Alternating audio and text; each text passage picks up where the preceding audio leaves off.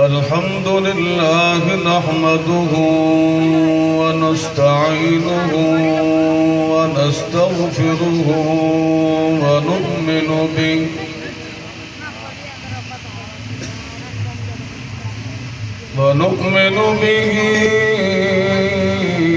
ونتوكل عليه ونشهد أن لا إله إلا الله وحده لا شريك له أما بعد فأعوذ بالله من الشيطان الرجيم بسم الله الرحمن الرحيم إنا نحن نزلنا الذكر وإنا له لحافظون قال الله تبارك وتعالى في مقام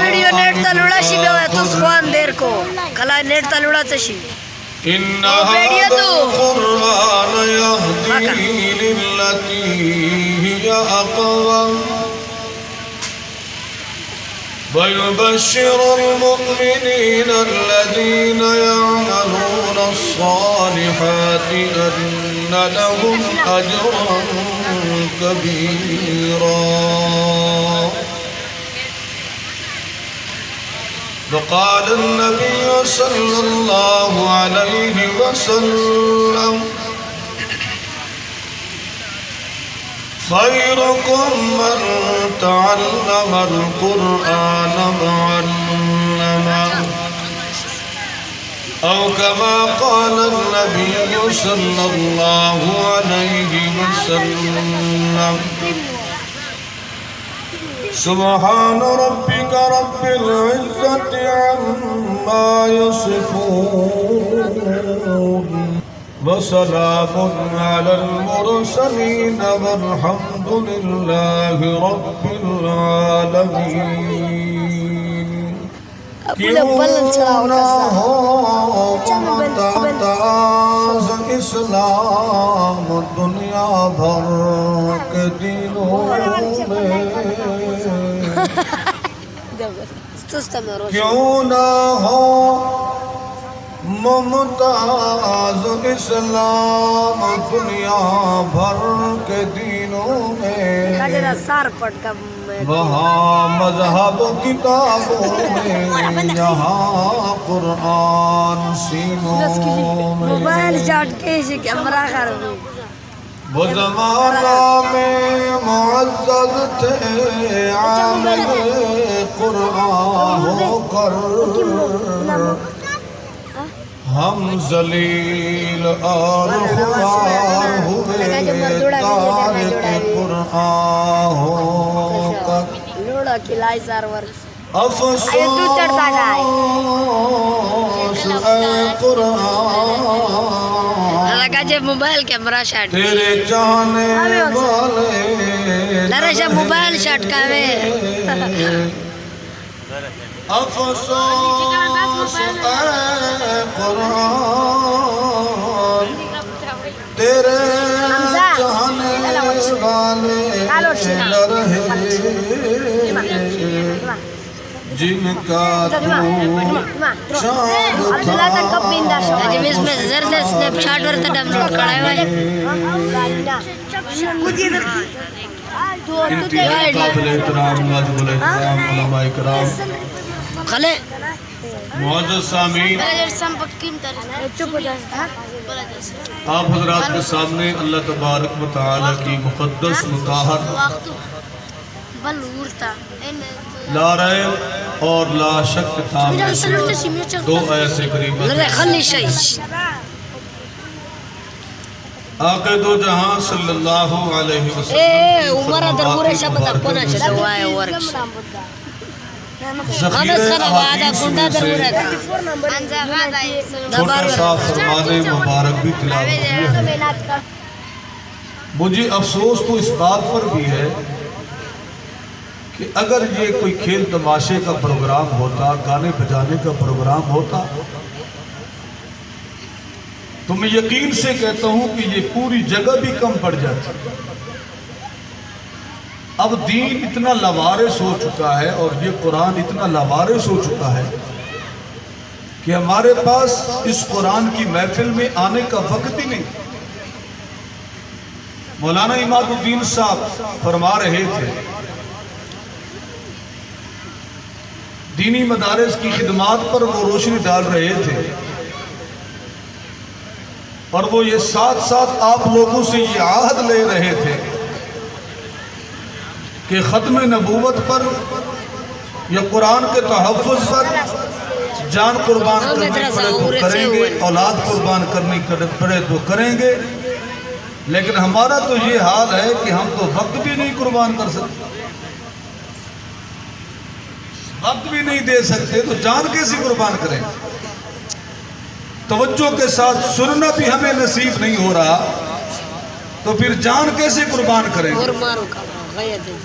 ہر آنے جانے والے کی طرف ہماری نظریں اٹھ جاتی ہیں۔ تھوڑے وقت کے لیے میں حاضر ہوا ہوں، دن رات کے ہمارے جلسے ہیں، گلہ ساتھ نہیں دے رہا۔ میرے انتہائی قابل احترام واجب الاحترام حضرت مولانا قاری محمد اکرام صاحب حقانی صاحب کا حکم ہوا، آپ کی خدمت میں زندگی میں پہلی مرتبہ حاضری کا شرف حاصل ہوا ہے۔ میں آپ لوگوں کو بات سمجھانے کی کوشش کروں گا، ہو سکے اگر کوئی بات میری سمجھ میں نہ آئے تو میں سریکی بھی بول لیتا ہوں، پشتو بھی بول لیتا ہوں، پشتو میں بھی سمجھا سکتا ہوں آپ لوگوں کو، لیکن بات یہ ہے کہ آپ توجہ سے میری بات کو سنیں۔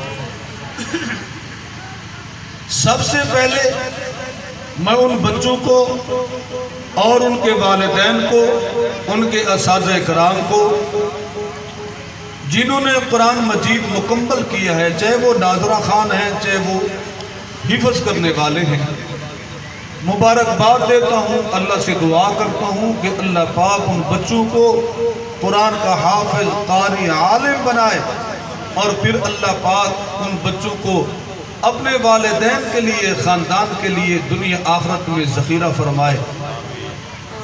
یہ بہت بڑی خوشی ہے۔ دنیا میں خوشی کی کئی قسمیں ہیں، لیکن یاد رکھنا میرے محترم سامعین، دنیا کی ہر ایک خوشی کے ساتھ غم کا پہلو موجود ہے، خسارے کا پہلو موجود ہے۔ مثلا شادی ہوئی، ہو سکتے وہ شادی کامیاب نہ ہوئی، میاں بیوی کی آپس میں نہیں لگی، طلاق تک نوبت آ گئی، وہ خوشی غم کے ساتھ تبدیل ہو جاتی ہے۔ اللہ نے بیٹا دیا، خوشی ہوئی، اللہ نہ کرے چند دنوں کے بعد وہ بیٹا فوت ہوا، وہ خوشی غم کے ساتھ تبدیل ہو گئی۔ اسی طرح کاروبار شروع کیا، خوشی ہوئی، اللہ نہ کرے کاروبار میں نقصان پڑ گیا، وہ خوشی غم کے ساتھ تبدیل ہو گئی۔ اسی طرح میرے محترم سامعین، دنیا کی کوئی خوشی بھی ہے اس کے ساتھ غم کا پہلو موجود ہے، لیکن قرآن پڑھنے والی، قرآن ختم کرنے والی جو خوشی ہے اس کے ساتھ غم کا پہلو نہیں ہے۔ نہ دنیا میں اس کا ساتھ غم ہے، نہ قبر کے اندر اس کے ساتھ غم کا پہلو موجود ہے، اور نہ ہی آخرت کے اندر، بلکہ میں تو کہا کرتا ہوں قرآن پڑھنے پڑھانے والے وہ خوش نصیب لوگ ہیں کہ جب رات کو سوتے ہیں تو قرآن پڑھ کے سوتے ہیں، صبح اٹھتے ہیں تو قرآن پڑھنے کی فکر ہوتی ہے۔ کاروباری کو اپنے کاروبار کی فکر، دکاندار کو اپنے دکانداری کی فکر، بازار میں جانے والے کو اپنے بازار جانے کی فکر، مارکیٹ میں جانے والے کو اپنے مارکیٹ کی فکر، ملازمت کرنے والے کو اپنے ملازمت کی فکر ہوتی ہے، لیکن قربان جاؤں ان قرآن پڑھنے پڑھانے والوں پر کہ جب رات کو سوتے ہیں تو قرآن پڑھ کے سوتے ہیں، جب صبح اٹھتے ہیں تو قرآن پڑھنے کی فکر ہوتی ہے۔ یہ بہت بڑی خوشی ہے۔ حضرت عبداللہ شاہ صاحب نے ایک واقعہ لکھا ہے، سلطان محمود آف بیگڑا بہت بڑا بادشاہ گزرا ہے، نیک بادشاہ تھا۔ ماہ رمضان کا مہینہ ہے، 27 کی رات ہے۔ ختم قرآن مجید کے موقع پر اس نے ایک عالم کو بلوایا۔ وہ عالم دین حافظ قرآن کے فضائل بیان کر رہا ہے، حافظ قرآن کے والدین کے فضائل بیان کر رہا ہے، اور ساتھ بادشاہ بیٹھا زاروں قطار رو رہا ہے۔ کسی نے پوچھا بادشاہ سلامت، تو کیوں رو رہا ہے؟ تجھے کس چیز کی کمی ہے؟ اس نے کہا دنیا میں تو اللہ نے سب کچھ عطا فرمایا ہے، کھانے کو، پینے کو، رہنے کو، سہنے کو، پہننے کو، سب کچھ عطا فرمایا، لیکن میں تو اس بات پہ رو رہا ہوں کہ نہ میں خود قرآن کا حافظ ہوں اور نہ ہی میرے خاندان کے اندر کوئی قرآن کا حافظ ہے۔ میں اس لیے رو رہا ہوں کہ جو مولوی صاحب، عالم صاحب، خطیب صاحب حافظ قرآن اور حافظ قرآن کے والدین کے جو فضائل بیان کر رہے ہیں، میں ان فضائل سے اور ان انعامات سے محروم ہوں، میں اس بات پہ رو رہا ہوں۔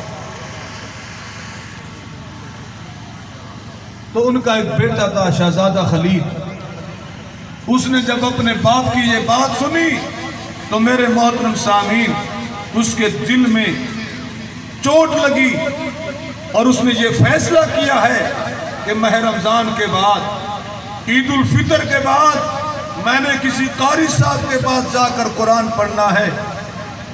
اللہ نے اسے دماغ دیا، ذہین تھا، ذہن نشین تھا۔ 11 مہینے کے اندر اس شہزادہ خلیل نے، بادشاہ کے بیٹے نے قرآن مجید حفظ میں مکمل کر دیا۔ جب دوسرے سال ماہ رمضان آیا تو ماہ رمضان کی پہلی رات شہزادہ خلیل اپنے باپ کے پاس جاتا ہے، اپنے باپ بادشاہ باپ کے پاس جاتا ہے اور کہتا ہے ابو جان اگر اجازت ہو تو میں اس سال آپ کو تراویح میں قرآن سنانا چاہتا ہوں۔ تو اپنا وہ باپ جو ہے وہ حیران ہو گیا، بادشاہ سلامت حیران ہو گیا، کہنے لگا بیٹا میں نے تو تجھے کبھی کسی مدرسہ میں داخل ہی نہیں کیا، تو نے کیسے قرآن مجید حفظ کر لیا؟ تو وہ کہنے لگا ابا حضور مجھے تیرا وہ پچھلے سال کا رونا یاد ہے، میں نے تیرے رونے کو دیکھ کر عہد کیا تھا کہ میں قرآن کو یاد کروں گا۔ الحمدللہ اللہ کے فضل و کرم سے 11 مہینوں کے اندر میں نے قرآن حفظ کر لیا ہے۔ اب وہ بیٹا آگے کھڑا ہے، پڑھ رہا ہے الحمدللہ رب العالمین الرحمن الرحیم مالک یوم الدین ایاک نعبد و ایاک نستعین۔ میرے محترم سامعین، اب باپ پیچھے کھڑا ہے، بیٹا مصلی پہ کھڑے ہو کر اللہ کا قرآن سنا رہا ہے۔ اللہ اللہ سناتے سناتے جب ماہ رمضان کی 27 کی رات آئی، پھر عالم کو بلایا گیا، خطیب کو بلایا گیا، مقرر مبلغ کو بلایا گیا۔ پھر اس نے قرآن مجید پڑھنے والے حافظ قرآن کے والدین کے فضائل بیان کرنا شروع کیے۔ اب وہ بادشاہ سلامت کیا کرتا ہے؟ بادشاہ سلامت اپنے سر سے بادشاہت کا تاج اتار کر اپنے بیٹے کے سر پہ رکھ دیتا ہے اور کہتا ہے بیٹا تو نے مجھے آخرت کے تاجوں کا مالک بنایا، میں نے تجھے دنیا کے تاج کا مالک بنا دیا۔ سبحان اللہ۔ او میرے محترم سامعین، یہ قرآن مجید خود اعلان کرتا ہے هذا القرآن يهدي للتي هي أقوم۔ میں قرآن یہ قرآن کہتا ہے کہ میں لوگوں کے لیے ہدایت بن کے آیا ہوں. میں آپ لوگوں کو ایک واقعہ سنانے چلا ہوں. حضرت عمر رضی اللہ تعالیٰ عنہ خلیفہ دوم، اللہ کے محبوب کے سسر بھی ہیں.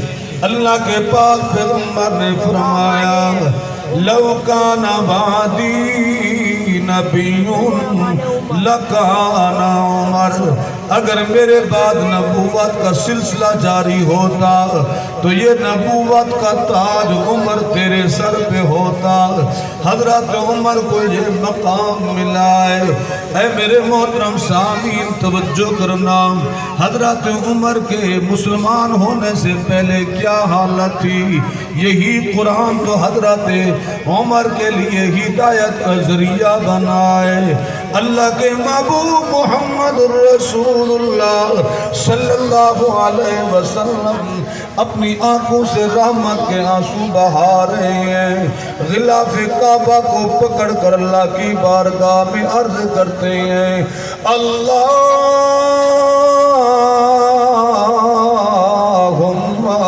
اعز الاسلام بعمر بن الخطاب او بعمر بن ہشام. ادھر ابو جہل نے میٹنگ بلوائی ہوئی ہے، اس نے منصوبہ بنا رکھا ہے. مظلومانہ طور پہ کہتا ہے اے لوگوں، مشرکین مکہ کفار مکہ سب جمائیں، ایک دوسرے کو کہہ رہے ہیں ہم نے اللہ کے پاک پیغمبر کی دعوت تبلیغ کو روکنے کے لیے ہر حربہ استعمال کیا ہے، لیکن اللہ کے محبوب کی دعوت کو ہم روک نہیں سکے. ابو جہل کہتا ہے پھر ایک ہی میرے پاس حربہ ہے، اب کون ہے تم میں سے جو محمد الرسول اللہ کو قتل کر کے آئے؟ معاذ اللہ. اب یہ اللہ کے پاک پیغمبر کے خلاف قتل کے منصوبے ہو رہے ہیں. میرے محترم سامعین، یہ قرآن مجید ہمیں تو گھر میں بیٹھے بیٹھے مل گئے. ذرا تاریخ کا مطالعہ کریں، یہ قرآن مجید کتنی تکلیفوں کے ساتھ ہمارے پاس پہنچا. اب اللہ کے محبوب کے خلاف قتل کا منصوبہ بنا رہے ہیں. اللہ کے محبوب نے کون سا جرم کیا؟ کیا قصور کیا ہے اللہ کے محبوب نے؟ تو میرے محترم سامعین، حضرت عمر کھڑے ہو گئے جو ابھی تک مسلمان نہیں ہوئے تھے. کہنے لگے یا ابن حکم، او مکے کے سردار ابو جہل، میں ابھی جاتا ہوں معاذ اللہ محمد کو قتل کر کے آتا ہوں. ابو جہل کہتا ہے میں تجھے 100 اونٹ انعام میں دوں گا. حضرت عمر نے تلوار اٹھائی. اللہ کے محبوب محمد الرسول اللہ صلی اللہ علیہ وسلم کو قتل کرنے کے ارادے سے جا رہا ہے، لیکن راستے میں حضرت نعیم بن عبداللہ ملتے ہیں. حضرت نعیم بن عبداللہ نے فرمایا اے عمر خیر تو ہے، ہاتھ میں تلوار ہے، تیرے چہرے میں غصے کے اثار ہیں، تیری آنکھیں بھی سرخ لال ہیں، خیر تو ہے. حضرت عمر کہنے لگے آج میں اس شخص کو قتل کرنے جا رہا ہوں جس نے پورے عرب کو پریشان کر رکھا ہے. حضرت نعیم بن عبداللہ نے فرمایا اے عمر، اللہ کے محبوب کو قتل بعد میں کرنا، اس کا لایا ہوا قرآن تو تیرے گھر میں بھی پڑھا جا رہا ہے. کہہ دو ذرا سبحان اللہ. اے عمر، اللہ کے محبوب کا لایا ہوا قرآن تیرے گھر میں بھی پڑھا جا رہا ہے، اس کے ایک شاخ اور برانج تیرے گھر میں بھی کھل چکی ہے. حضرت عمر حیران ہو گئے، کہنے لگے یہ کیسے ہو سکتا ہے؟ حضرت نعیم بن عبداللہ نے فرمایا اگر میری بات پہ اعتبار نہیں تو جا کے دیکھ لے، اس وقت تیری بہن فاطمہ بنت خطاب کے گھر میں قرآن کی تلاوت ہو رہی ہے. حضرت عمر نے وہ راستہ چھوڑ دیا جو اللہ کے محبوب کی طرف جا رہا تھا، بہن والے گھر کی طرف جانے والا راستہ لے لیا۔ جب گھر کے قریب پہنچا، قرآن کی تلاوت کی آواز کانوں میں پہنچ گئی۔ ادھر بہن نے بھی دیکھ لیا، بہنوئی نے بھی دیکھ لیا کہ عمر آ رہا ہے، تلوار بھی ہاتھ میں ہے۔ انہوں نے قرآن چھپا لیا۔ حضرت عمر تو قرآن سن چکے تھے، ایک صحابی رسول بھی بتا چکے تھے۔ حضرت عمر کیا کرتے ہیں؟ جا کر اپنے بہنوئی کے ساتھ دست و گریبان ہو جاتے ہیں، اپنے بہنوئی کو مارنا شروع کر دیتے ہیں۔ مارتے مارتے زخمی کر دیا، لہولہان کر دیا۔ جب بہن نے دیکھا کہ میرے خامن کو میرا بھائی مارتا جا رہا ہے، بہن اٹھتی اپنے خامن کو چھڑوانے کے لیے۔ حضرت عمر نے کیا اپنے بہنوئی کو چھوڑ دیا اور پھر اپنی بہن کو مارنا شروع کر دیا۔ مارتے مارتے اپنی بہن کو بھی زخمی کر دیا، لہولہان کر دیا۔ لیکن قربان جاؤں، حضرت فاطمہ بنت خطاب کی ایمان پر فرمانے لگی، اے میرے بھائی عمر، اگر تو خطاب کا بیٹا ہے تو میں بھی خطاب کی بیٹی ہوں۔ جان تو دے سکتی ہوں لیکن ایمان نہیں جا سکتا۔ جان تو قربان کر سکتی ہوں لیکن اللہ کے قرآن کا دامن نہیں چھوڑ سکتی۔ حضرت عمر رضی اللہ تعالیٰ عنہ نے جب دیکھا بہن کی طرف، بہن بھی زخمی ہو چکی ہے، لہولہان ہو چکی ہے۔ حضرت عمر نے جب بہن کی طرف دیکھا، بہن کی آنکھوں سے آنسو بہہ رہے ہیں، منہ سے خون جاری ہے، لیکن پھر بھی اللہ کا ذکر کر رہی ہے۔ حضرت عمر نے جب اپنی بہن کو دیکھا، کیا حالت تھی، شاعر نے کیا خوب کہا، زبان سے نام حق، آنکھوں سے آنسو، منہ سے خون جاری۔